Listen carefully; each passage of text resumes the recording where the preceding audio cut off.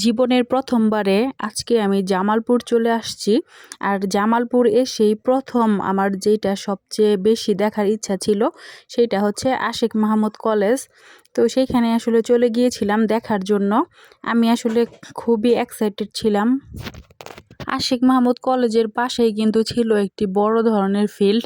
তো এই ফিল্ডে কিন্তু অনেক মানুষজন বসে আড্ডা দিতেছিল। আমি সেগুলাই উপভোগ করতেছিলাম। আর এটা হচ্ছে বড় একটা পুকুর আশিক মাহমুদ কলেজের। তো আমি আসলে খুবই এনজয় করেছি। ভিতরে গিয়ে ঘুরলাম, অনেক বড় কিন্তু বিশাল। তো আমার কিন্তু দেখার অনেক ইচ্ছা ছিল যে জামালপুরে আশিক মাহমুদ কলেজের নাম অনেক শুনেছি। তো সেখানে আসলে একটু গিয়ে এনজয় করলাম।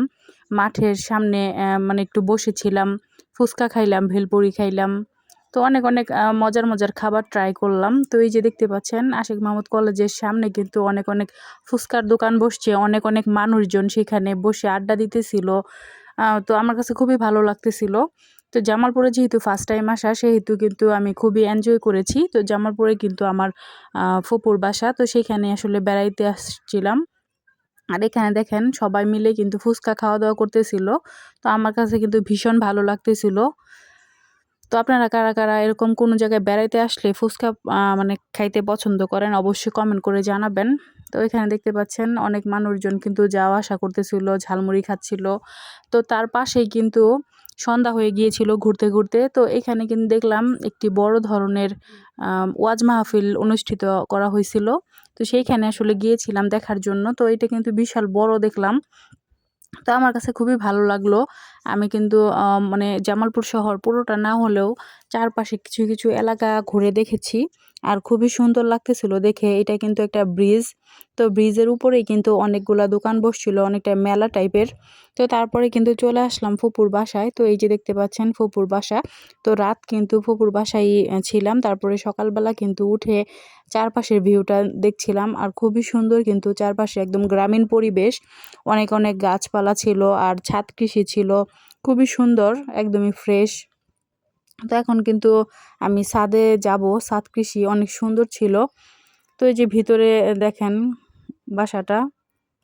তো খুবই সুন্দর নিরিবিলি একটা পরিবেশ কিন্তু। আমার কাছে খুবই ভালো লাগছে। তো এরকম গ্রামের বাসায় বেড়াইতে আসলে কার কার ভালো লাগে অবশ্যই কমেন্ট করে জানাবেন। আমার কাছে কিন্তু ভীষণ ভালো লাগতেছিল গ্রামের বাসায় বেড়াইতে আইসা। তো জামালপুরের কিন্তু অনেকগুলা জায়গাতেই ঘুরেছি। তো সেগুলো আপনাদের সাথে শেয়ার করব।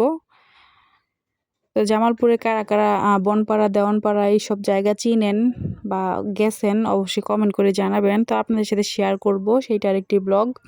তো একদম ছোট করে কিন্তু আপনাদের সাথে শেয়ার করব। তো এখানে দেখেন ছাদটা আপনাদেরকে ঘুরিয়ে দেখাই।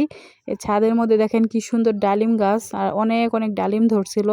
এদিকে করলা ছিল, অ্যালোভেরা গাছ ছিল, ড্রাগন ফলের গাছ ছিল।